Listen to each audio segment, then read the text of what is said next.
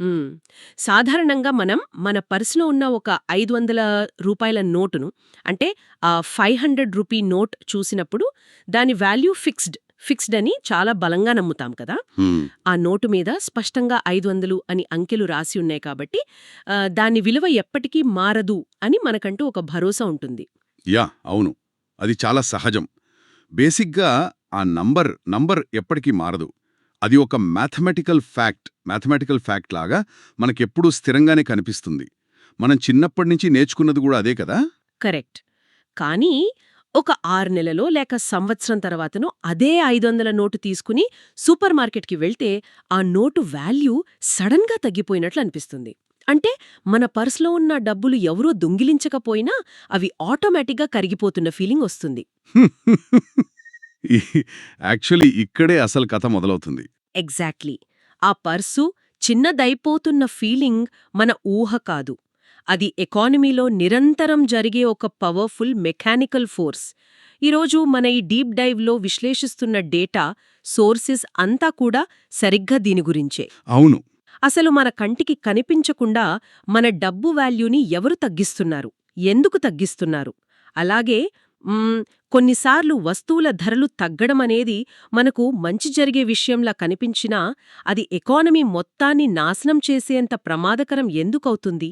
ఎలాంటి కష్టమైన economics jargon లేకుండా ఈరోజు మనం ఈ విషయాల వెనక ఉన్న అసలు లాజిక్ను డీకోడ్ చేద్దాం. ఖచ్చితంగా. ఇది ప్రతి ఒక్కరూ తెలుసుకోవాల్సిన విషయం. ఎందుకంటే మనం రోజువారీ జీవితంలో కేవలం ధరలు పెరిగాయి లేదా తగ్గాయి అని మాత్రమే గమనిస్తాం. అవును, అంతే కదా. కానీ ఆ మార్పులు వెనక ఉన్న అసలు కారణాలు అంటే ఎందుకు, ఎలా జరుగుతుందనేవి మనం పెద్దగా పట్టించుకోం. ఒక దేశ ఆర్థిక వ్యవస్థ ఎలా పనిచేస్తుందో, మన జేబులో ఉన్న డబ్బుకి ఎంత భద్రతుందో అర్థం చేసుకోవడానికి ఈ మార్పుల వెనక ఉన్న సైన్స్ తెలుసుకోవడం చాలా అవసరం. ఇది కేవలం ఎకనామిక్సే కాదు, ఇది మన దైనందిన జీవితం. పర్ఫెక్ట్గా చెప్పారు. సో, దీన్ని కొంచెం డీటెయిల్డ్గా విశ్లేషిద్దాం. ముందుగా మనందరికీ బాగా పరిచయమున్న పదం ద్రవ్యోల్బణం అంటే ఇన్ఫ్లేషన్ గురించి మాట్లాడుకుందాం. ఇందాక నేను చెప్పిన ఆ ష్రింకింగ్ వాలెట్ లేదా చిన్నదవుతున్న పర్సు అనే కాన్సెప్ట్ ఇక్కడే కరెక్ట్గా సింక్ అవుతుంది. యా మనం చూస్తున్న డేటా ప్రకారం ఒక సింపుల్ ఎగ్జాంపుల్ తీసుకుందాం. 2023లో ఒక ఫ్యామిలీ 500 పెట్టి 10 కేజీల బియ్యం కొన్నారనుకోండి. అంటే కిలో రూ. 50 చొప్పున. ఓకే. అదే 2024కొచ్చేసరికి ద్రవ్యోల్బణం కారణంగా ఆ బియ్యం ధర కిలో రూ. 60కు పెరిగింది. అప్పుడు అదే 10 కేజీల బియ్యానికి 600 చెల్లించాల్సి వస్తోంది. ఇక్కడ ప్రోడక్ట్ మారలేదు, క్వాంటిటీ మారలేదు, బేసిక్గా మనం తినే విధానం కూడా మారలేదు. అవును. కానీ మనం పెట్టే ఖర్చు మాత్రం అమాంతం పెరిగింది. ఒక సాధారణ ఉద్యోగి జీతం నెలకి 20,000 ఉందనుకుందాం. గతంలో ఇంట్లో కావలసిన గ్రోసరీ ఖర్చులు 5,000 అయ్యేవి. ఇప్పుడు అవి కాస్త 6,000కు పెరిగినప్పుడు ఆటోమేటిక్గా ఆ నెలవారీ పొదుపు 15,000 నుండి 14,000కు పడిపోతోంది కదా. హ్మ్. అంటే మన ప్రమేయం లేకుండానే మన భవిష్యత్తు కోసం దాచుకున్న డబ్బులో కోత పడుతోంది. కరెక్ట్. ఇక్కడ మనం అర్థం చేసుకోవాల్సిన ఒక కీలకమైన పాయింట్ ఉంది. మనం ఎప్పుడూ వస్తువుల ధరలు పెరిగాయని అనుకుంటాం. కానీ ఎకనామిక్స్ కోణంలో చూస్తే ధరలు పెరగడం కంటే మన దగ్గరున్న డబ్బు వాల్యూ పడిపోయింది అనడం కరెక్ట్. ఓ, ఇంట్రెస్టింగ్. యా దీన్నే కొనుగోలు శక్తి లేదా పర్చేసింగ్ పవర్ తగ్గడం అని అంటారు. అసలు ఇది ఎందుకు జరుగుతుందంటే ఎకానమీలో డిమాండ్ విపరీతంగా పెరగడం, దానికి తగ్గట్టుగా సప్లై లేకపోవడం, లేదా మార్కెట్లో ఎక్కువ డబ్బు సర్క్యులేట్ అవ్వడం. అంటే జనాల చేతిలో ఎక్కువ డబ్బులుండటం వల్ల. ఎగ్జాక్ట్లీ. ప్రజల చేతిలో ఎక్కువ డబ్బులున్నప్పుడు వారు ఒకే వస్తువు కోసం ఎక్కువ డబ్బులు ఖర్చు చేయడానికి వెనకాడారు. అప్పుడు ఆటోమేటిక్గా వ్యాపారులు ధరలు పెంచుతారు. అంటే వస్తువు నాణ్యత పెరిగినట్లు కాదు, ఆ వస్తువును కొనడానికి మనకు గతంలో కంటే ఎక్కువ కాగితపు నోట్లు అవసరమవుతున్నాయి. ఒక్క నిమిషం. ఇక్కడ నాకో డౌట్. వస్తువుల ధరలు పెరిగితే మన జేబుకి చిల్లు పడుతుంది, మన పర్చేసింగ్ పవర్ తగ్గుతుంది. ఇది నాకు క్లియర్గా అర్థమైంది. ఓకే. కానీ అలాంటప్పుడు దీనికి కరెక్ట్ ఆపోజిట్ జరిగితే మనకు మంచిదే కదా. అంటే ప్రతి ద్రవ్యోల్బణం లేదా డిఫ్లేషన్ వస్తే వస్తువుల ధరలు పడిపోతే సామాన్యులకు పండగే కదా. మరి మన సోర్సెస్ ప్రకారం దాన్ని ఎకానమీకి ఒక అతిపెద్ద ప్రమాదం అని ఎందుకంటారు? ధరలు తగ్గుతే అందరూ హ్యాపీ కదా. ఇక్కడే అసలైన ట్విస్ట్ ఉంది. పైకి చూడటానికి ధరలు తగ్గటం అనేది సామాన్యులకు ఒక గొప్ప లాభంలాగానే కనిపిస్తుంది. కాని ప్రతిద్రవ్యోల్బణం అనేది ఒక దేశ ఆర్థిక వ్యవస్థకు ఒక సైలెంట్ కిల్లర్ లాంటిది. సైలెంట్ కిల్లరా? ఎందుకు? ఇన్ఫ్లేషన్లో జేబుకు చిల్లుపడితే డిఫ్లేషన్లో ఏకంగా జేబు, ఆ జేబున్న ప్యాంటు అన్నీ మాయమైపోతాయి. ఎందుకో చెప్తాను, వినండి. ఒక నెగటివ్ సైకిల్ ఎలా స్టార్ట్ అవుతుందో ఊహించండి. జనరల్గా ధరలు ఇంకా తగ్గుతాయనే ఒక అంచనా మార్కెట్లోకి వచ్చినప్పుడు ప్రజలు ఏ వస్తువు కొనరు. వస్తువులు కొనడం వాయిదా వేస్తారు. అంటే ఆఫర్స్ కోసం వెయిట్ చేయడం లాంటిదా? యాక్చువల్లీ అవును, కానీ ఇదొక ట్రెండ్ లాగా మారిపోతుంది. ఉదాహరణకు, మీరొక మంచి మొబైల్ ఫోన్ కొనాలనుకుందాం. ఈరోజు దాని ధర 10,000 ఉంది. కానీ ఎకానమీ డిఫ్లేషన్లో ఉండటం వల్ల వచ్చే నెల అది 9,000కు పడిపోతుందని, ఆ తర్వాత నెల అది 8,000కు పడిపోతుందని మీకు తెలుసనుకోండి. అప్పుడు మీరేం చేస్తారు? ఇంకొన్నాళ్ళాగితే చాలా తక్కువకే వస్తుంది కదా అని ఈ రోజు ఫోన్ కొనడం మానేసి ఆగిపోతాను. నేనైనా ఖచ్చితంగా అలాగే చేస్తాను. అవును, ఎందుకంటే నాకు 2,000 రూపాయలు మిగులుతాయి కదా, దాన్ని ఇంకో దానికి వాడుకోవచ్చు. బేసిక్గా ఇందులో తప్పేముంది? మీ ఒక్కరి పాయింట్ ఆఫ్ వ్యూలో అందులో తప్పులేదు.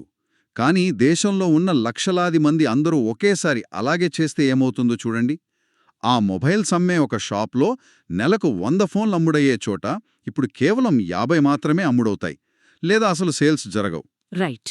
సేల్స్ సగానికి పడిపోగానే ఆ షాప్ ఓనర్ ఫ్యాక్టరీకిచ్చే కొత్త ఆర్డర్లు ఆపేస్తాడు. అప్పుడు ఆ ఫోన్లు తయారు చేసే ఫ్యాక్టరీలో వస్తువులు అలాగే గోదాముల్లో పడిపోతాయి. ఫ్యాక్టరీ వాళ్ళు ప్రొడక్షన్ తగ్గించాల్సొస్తుంది. ప్రొడక్షన్ లేనప్పుడు ఫ్యాక్టరీ ఓనర్ అంతమంది వర్కర్స్కు జీతాలు ఎలా ఇస్తాడు? ఇవ్వలేడు కదా. ఇవ్వలేడు. కాబట్టి ఖర్చులు తగ్గించుకోవడానికి వాళ్ళని ఉద్యోగాలుంచి తీసేస్తాడు. అంటే లే ఆఫ్స్ చేస్తాడు. Oh my God! అంటే నేను 2,000 ఆదా చేద్దామని వాయిదా వేస్తే అక్కడ ఒకడి ఉద్యోగం పోతోందన్నమాట. ఎగ్జాక్ట్లీ. ఆ ఉద్యోగాలు పోయిన వర్కర్స్ దగ్గర ఇంకా డబ్బులుండవు. కాబట్టి వాళ్ళు బయటికి వెళ్లి బట్టలు, రేషను లేదా ఎలక్ట్రానిక్స్ కొనడం మానేస్తారు. దీనివల్ల ఆయా రంగాల్లో డిమాండ్ ఇంకా దారుణంగా పడిపోతుంది. మళ్ళీ అక్కడ కూడా ఫ్యాక్టరీలు మూతపడతాయి, ఇంకా ఎక్కువ మంది ఉద్యోగాలు కోల్పోతారు. వామ్మో! ఇదొక చైన్ రియాక్షన్ లాగుందే. అవును. ఈ చైన్ రియాక్షన్ చివరికి దేశాన్ని ఒక భయంకరమైన ఆర్థిక మాంద్యం వైపు దారితీస్తుంది. అంటే మార్కెట్లో వస్తువుల ధరలు చాలా తక్కువగానే ఉంటాయి, కానీ వాటిని కొనుక్కునే స్థోమత, జేబులో డబ్బులు ఏ ఒక్కరి దగ్గర ఉండవు. డిఫ్లేషన్ ఎందుకు సైలెంట్ కిల్లర్ అంటారో ఇప్పుడు అర్థమైందా?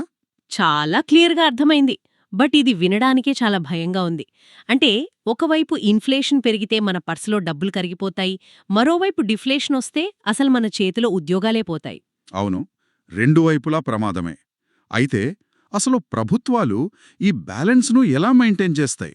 మనం డ్రైవింగ్ చేసేటప్పుడు స్టీరింగు, బ్రేక్స్ వాడినట్లు ఎకానమీకేమైనా కంట్రోల్స్ ఉంటాయా? ఖచ్చితంగా ఉంటాయి. వీటినే మనం డిసిన్ఫ్లేషన్ మరియు రీఫ్లేషన్ అనే 2 కంట్రోల్ నాబ్స్గా చెప్పుకోవచ్చు. ద్రవ్యోల్బణం మరీ శృతిమించినప్పుడు లేదా ఎకానమీ పూర్తిగా పడుకున్నప్పుడు ప్రభుత్వాలు మరియు సెంట్రల్ బ్యాంకులు వీటిని వాడతాయి. ఈ డిసిన్ఫ్లేషన్ అనేది నాకు కొంచెం ఇంట్రెస్టింగ్గా అనిపిస్తోంది. నేను దీన్ని ఒక డ్రైవింగ్ ఎనాలజీతో కనెక్ట్ చేస్తాను. నా లాజిక్ కరెక్టేమో చెప్పండి. ఓకే, చెప్పండి. మన కారు హైవే మీద 150 కిలోమీటర్ల స్పీడ్తో డేంజరస్గా వెళ్తున్నప్పుడు మనం వెంటనే బ్రేక్ వేసి స్పీడ్ని 80 కిలోమీటర్లకు తగ్గిస్తాం కదా. ఇక్కడ కారు ముందుకు వెళ్తూనే ఉంటుంది, కానీ సురక్షితమైన వేగంతో వెళ్తుంది. అంటే డిసిన్ఫ్లేషన్ అంటే కారును రివర్స్ గియర్లో వెనక్కి తీసుకెళ్లడం కాదు, కేవలం ఆ స్పీడ్ను కంట్రోల్లోకి తీసుకురావడం. అంతేనా? వావ్! చాలా అద్భుతమైన అనాలజీ ఇది. ఖచ్చితంగా అంతే. డిసిన్ఫ్లేషన్ అంటే వస్తువుల ధరలు పడిపోవడం కాదు, అవి పెరిగే వేగం, అంటే స్లోవర్ రేట్లో పెరగడం. మన రీసెర్చ్ డేటాలో ఉన్న పాల ప్యాకెట్ ఉదాహరణతో దీన్ని వివరిస్తాను.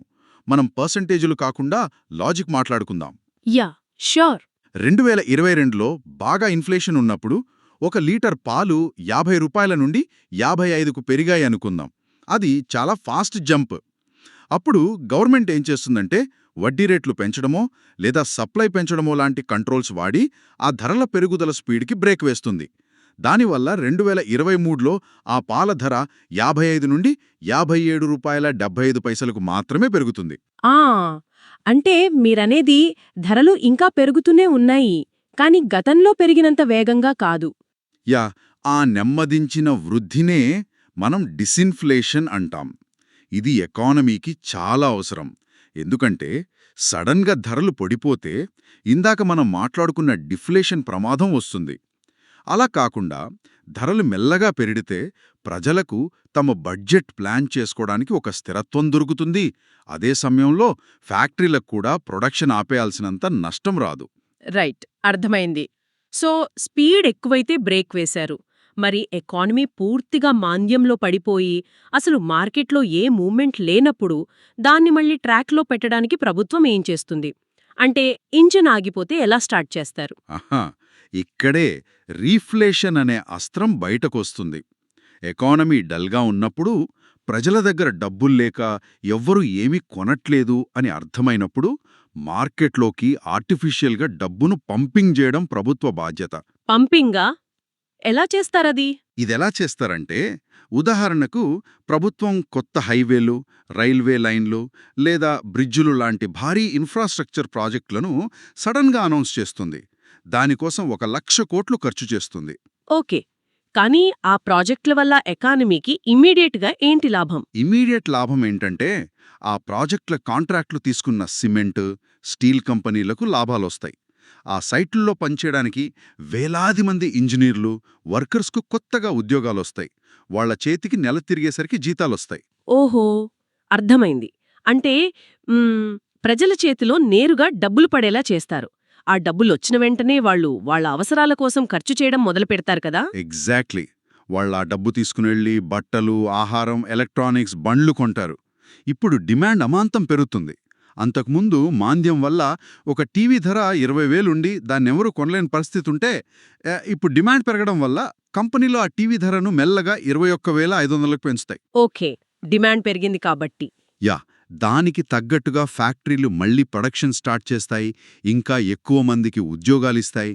ఇలా ఉద్దేశపూర్వకంగా డిమాండును పెంచి ఆగిపోయిన ఎకానమీకి మళ్లీ ప్రాణం పోసి లేపడాన్నే రిఫ్లేషన్ అంటారు. వావ్, ఇది వినడానికి చాలా బావుంది. అంటే కంట్రోల్ చేయడం కోసం డిసిన్ఫ్లేషన్, బూస్ట్ చేయడం కోసం రిఫ్లేషన్, రెండూ ప్రభుత్వాల చేతిలోనే ఉన్నాయన్నమాట. అవును. కానీ ఇక్కడే నా లాజిక్ ఇంకో ప్రశ్న అడుగుతోంది.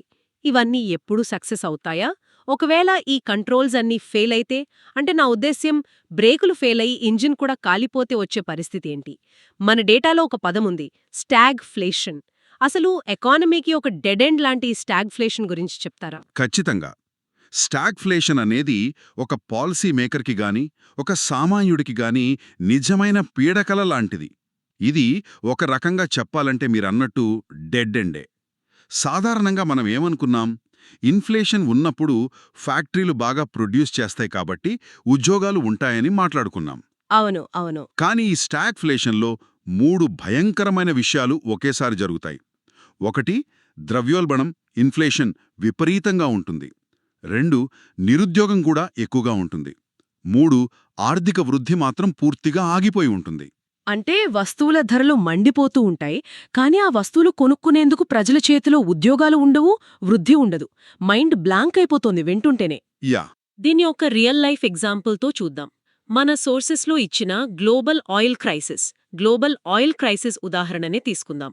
ఇంటర్నేషనల్ మార్కెట్లో ఏదో యుద్ధం వల్లో లేక గ్లోబల్ ఇష్యూ వల్లో ముడిచమురు ధరలు అమాంతం పెరిగిపోయాయి. మన దేశంలో లీటర్ పెట్రోల్ మరియు డీజిల్ సడన్గా 90 రూపాయల నుండి 120కి పెరిగింది అనుకుందాం. ఓకే. దీని ప్రభావం ఎలా ఉంటుంది? ఏ వస్తువునైనా లారీల్లో క్యారీ చేయాలి కాబట్టి రవాణా ఖర్చులు లేదా ట్రాన్స్పోర్ట్ కాస్ట్ అమాంతం పెరుగుతుంది. రైతులు పండించిన కూరగాయలు పల్లెల నుంచి సిటీ మార్కెట్కి వచ్చేసరికి వాటి ధరలు డబుల్ అవుతాయి. ఇది డైరెక్ట్గా ద్రవ్యోల్బణం. కరెక్ట్. అదే సమయంలో ఇంకోవైపు ఏం జరుగుతుందో చూడండి. ఒక ప్రైవేట్ మ్యానుఫ్యాక్చరింగ్ కంపెనీ రన్ చేసే వ్యక్తికి రా మెటీరియల్స్ ఖర్చు, కరెంటు బిల్లులు, ట్రాన్స్పోర్ట్ ఖర్చులు అన్నీ డబుల్ అయిపోతాయి. సో ఆ ఓనర్ తన కంపెనీని కాపాడుకోవడానికి లాభాలు లేకపోయినా కనీసం రన్ చేయడానికి ఏం చేస్తాడు? ఖర్చులు తగ్గించుకుంటాడు. అవును. దానికోసం కొంతమంది వర్కర్స్ను తీసేస్తాడు. అంటే ఒకవైపు కూరగాయల ధరలు పెరుగుతున్నాయి, ఇంకోవైపు వాడి ఉద్యోగం పోతోంది. దీనొక న్యూమరికల్ లాజిక్తో చూస్తే ఒక వ్యక్తికి అప్పటివరకు నెలకు 25,000 జీతం వస్తుంది అనుకుందాం. కంపెనీ పరిస్థితి బాగోలేక అతను లే ఆఫ్స్కు గురి అయ్యాడు. వేరే దారి లేక తక్కువ జీతం వచ్చే 20,000 జాబ్కి మారాల్సి వచ్చింది. కానీ బయట మార్కెట్లో పెట్రోల్, నిత్యావసరాల ధరలు పెరగడం వల్ల అతని కుటుంబ నెలవారీ ఖర్చులు మాత్రం 15,000 నుండి 18,000కు పెరిగాయి. ఆదాయమేమో 25 నుంచి 20,000కు పడిపోయింది. ఖర్చులేమో 15 నుంచి 18,000కు పెరిగాయి.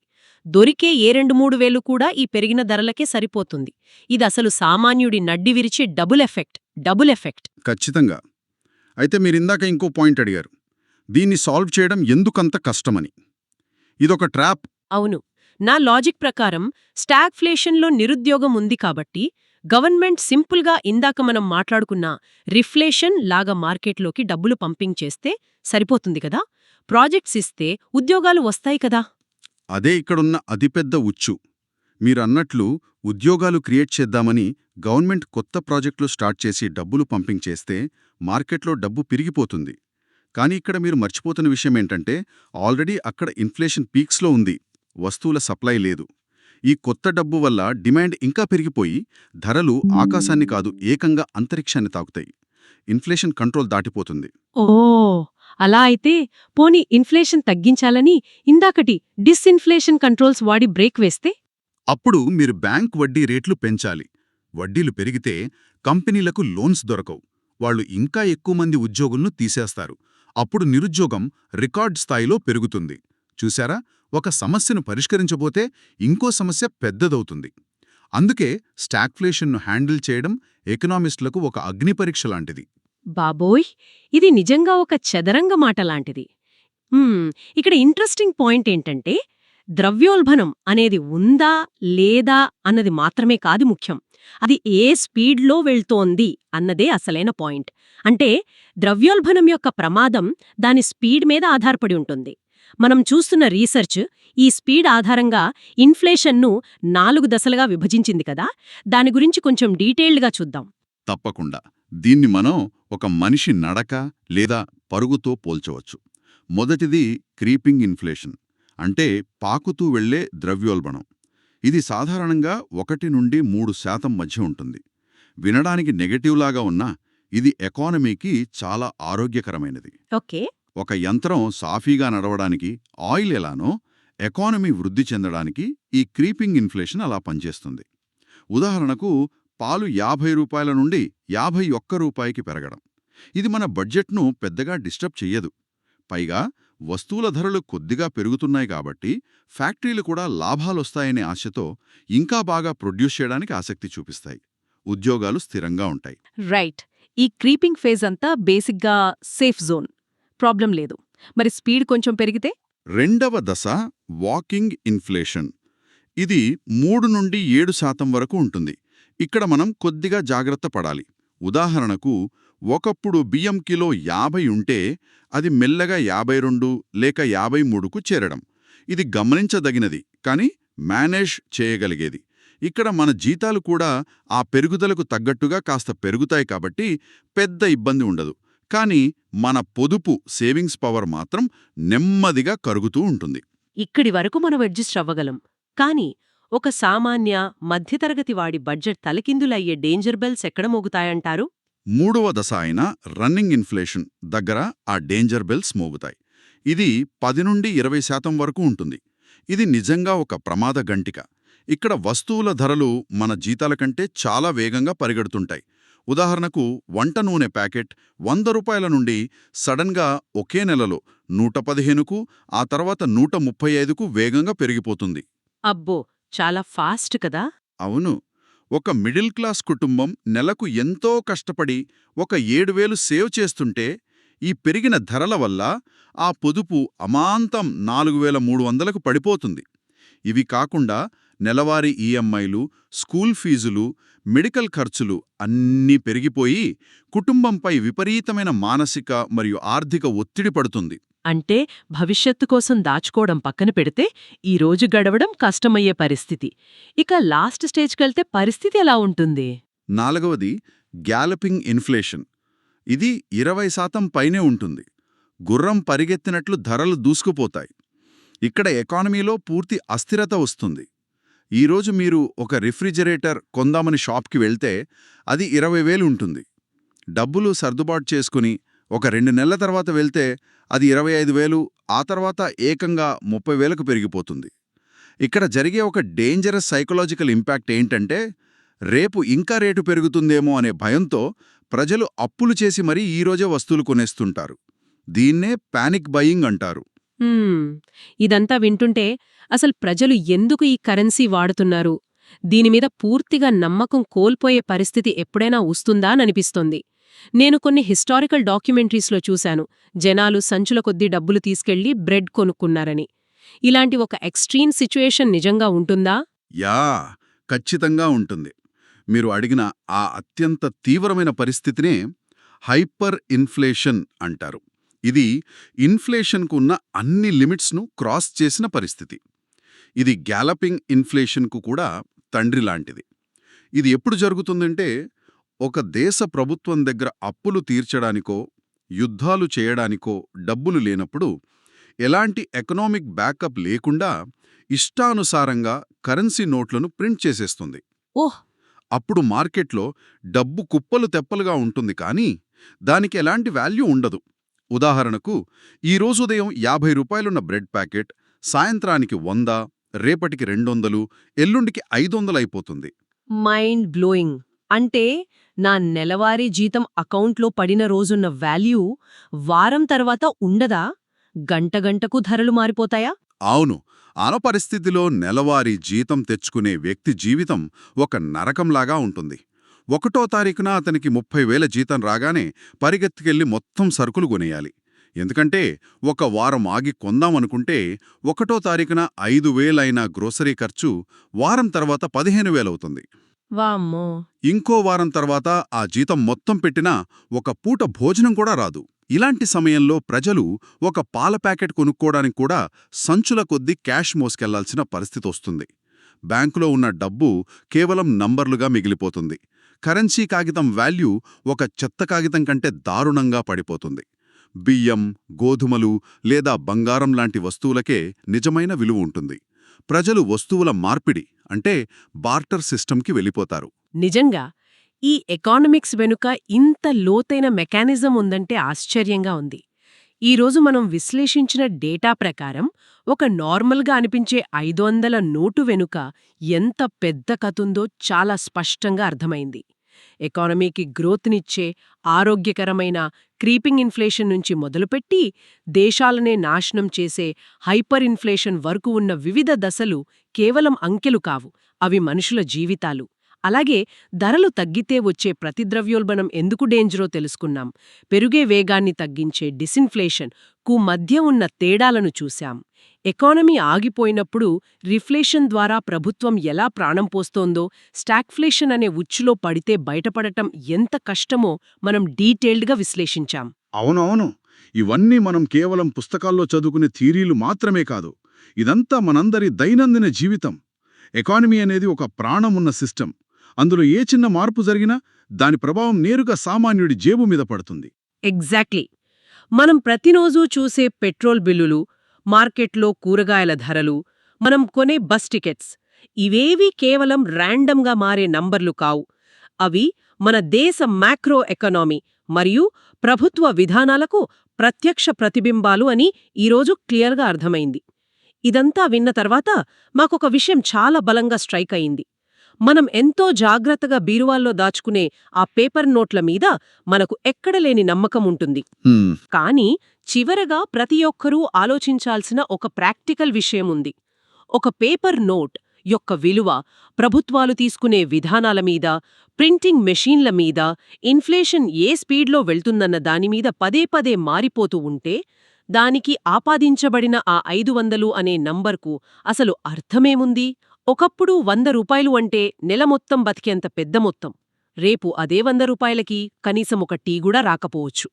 అలాంటప్పుడు ఆ రంగుల కాగితానికి లేదా ఆ డబ్బుకున్న నిజమైన విలువ, ఇంట్రిన్సిక్ వాల్యూ ఏమిటి? కేవలం మనందరికీ దానిపై ఉన్న అందమైన నమ్మకం, ట్రస్ట్ మాత్రమేనా? ఒక్కసారి ఆలోచించండి. మళ్ళీ ఇంకో డీప్ డైవ్లో కలుద్దాం.